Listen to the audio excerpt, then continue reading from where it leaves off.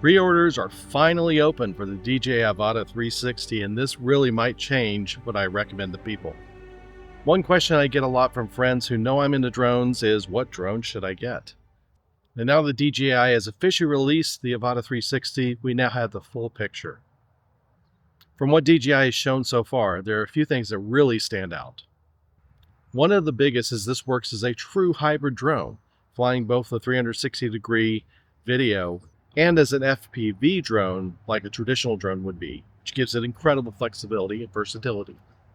It supports native 8K 360-degree video that allows you to shoot the video and then go back and reframe the shot afterwards. Another interesting detail is the lenses are designed to be fully replaceable, giving it flexibility to last a lot longer.